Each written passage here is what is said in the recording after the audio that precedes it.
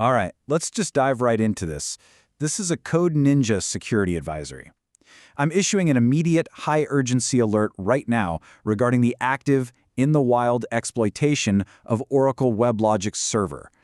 Look, if you're running enterprise environments, you already know WebLogic is basically the backbone of your mission-critical apps. We're tracking this specific threat as CVE-2023-21839. My objective with this explainer is simple, direct, and uncompromising.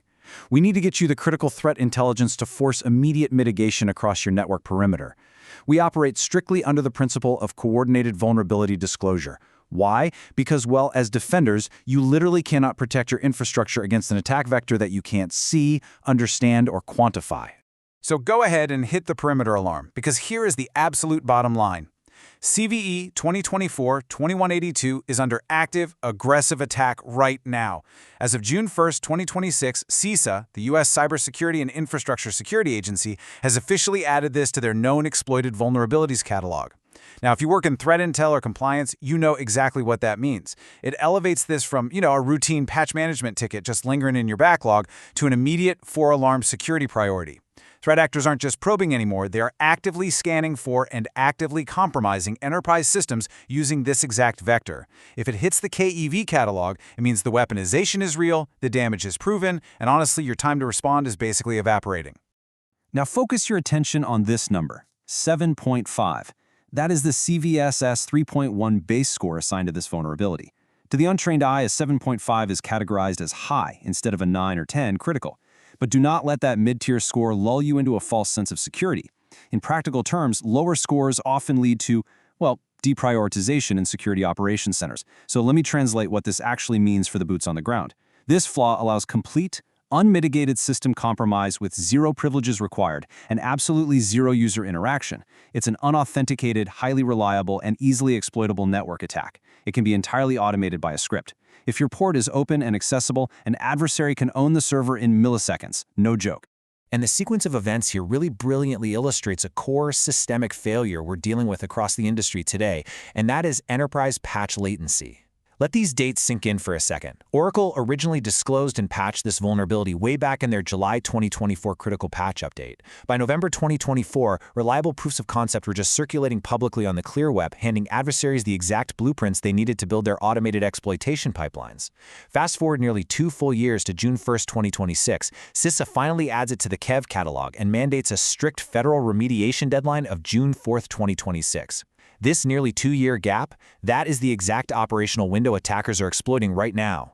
They capitalize entirely on the fact that organizations delay patching complex middleware due to compatibility testing, fear of downtime, and massive resource constraints. Attackers basically live in that delay. Actually, before we go any deeper into the highly technical readout of this exploit, I'm going to pause the flow for a quick mandatory communication link check. In the high-stakes world of cybersecurity, getting actionable, real-time threat intelligence is literally the only difference between proactively defending your network and doing a highly stressful, super expensive incident response on it after the fact. Stale reports just don't stop live breaches. So, are your secure comms established? Are you actually getting this intel at the speed of the threat? Let's establish that protocol right now to lock in our defensive posture. Here is your clear, actionable security protocol. Step 1, subscribe to CyberTech 79. Step 2, and this is absolutely crucial, enable notifications so you receive these critical architectural alerts the exact second they drop. And Step 3, hit the like button on this explainer. In our protocol, consider that like a formal ACK, a cryptographic acknowledgement of receipt. It confirms you've received the intel, you're processing the variables, and our comms are officially secure. Okay, comms verified. Let's map out the exact blast radius of this threat. If you're running Oracle Fusion middleware, specifically the WebLogic Server core component, you need to verify your build versions immediately. The targeted supported versions confirmed vulnerable are 12.2.1.4.0 and 14.1.1.0. The attack vector here is strictly executed over the network. It primarily targets Oracle's proprietary T3 transport protocol for Java, as well as the IIOP protocol. These protocols are frequently enabled by default for remote method invocation, and they typically just listen quietly on port 7001. So check your firewall configs right now. If port 7001 is exposed to the internet, or frankly, even just an untrusted internal segment, you are sitting squarely in the crosshairs. So, let's look at how this attack actually functions under the hood. CVE-2024-21182 is technically a patch bypass for an older vulnerability from way back in 2023. Previously, Oracle tried to block malicious JNDI lookups by restricting a class called foreign opaque reference. But, adversaries are nothing if not persistent. They found a brilliant, albeit highly malicious, workaround. They circumvented the fix entirely by utilizing a different, completely unrestricted class called AggregatableOpaqueReference. By reflectively setting its private referent field to a specific destination, attackers can bind a highly crafted, poisoned object directly into the server's JNDI tree. Let me break that down. Think of it like an attacker sneaking a malicious forwarding address into the server's internal, highly trusted phone book. When the server goes to look up a routine service, boom, it triggers a server-side lookup against an external URL totally controlled by the attacker. The result? Completely unauthenticated remote code execution. They literally bypass the original security boundary without ever needing a password. To vividly illustrate what's at stake with this architectural failure, take a look at the comparison we've mapped out here. On one side of the equation, we have an unpatched flat network. You've got your T3 and IIOP ports just blissfully exposed on 7001. The second an attacker drops their payload through that port, they gain direct, unauthorized, high-level access. They can scrape critical config data, harvest application secrets, and immediately use that pivot point to move laterally across your entire infrastructure. At that point, it's game over. You are in a full breach scenario. Now look at the other side, a hardened, properly segmented network.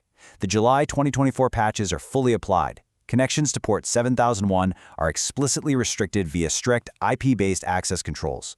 On top of that, security teams are aggressively monitoring outbound JVM traffic for any anomalous LDAP, RMI, or DNS requests. They're catching the callback before the payload even executes. That right there is the defense-in-depth posture you absolutely must adopt. All right, here is your explicit step-by-step mitigation protocol. Take notes, hand this directly to your engineering team, and execute it immediately.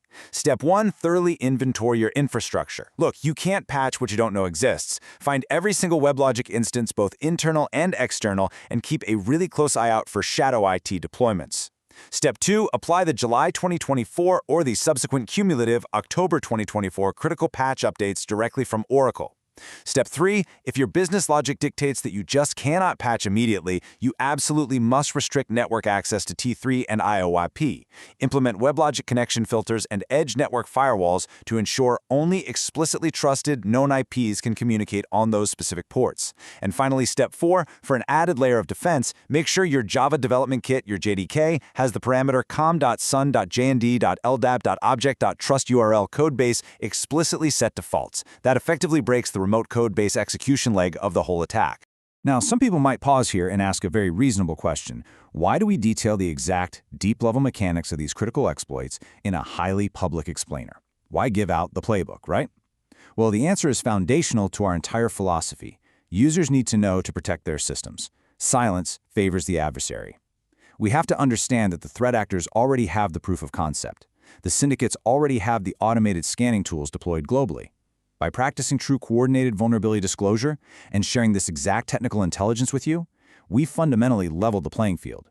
We are giving network defenders the precise telemetry, the structural understanding, and the urgent context they need to forcefully protect our collective systems long before that inevitable breach happens.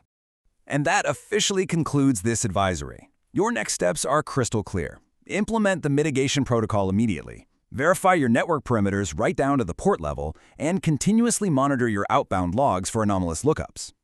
I'm going to leave you with this final, deeply provocative thought. We know for a fact that this specific vulnerability sat completely unpatched in enterprise environments for nearly 2 full years before widespread, damaging exploitation forced CISA's hand. So look critically at your own infrastructure right now. Is your enterprise patch latency making you the absolute easiest target on the network? Fix the gap, stay secure,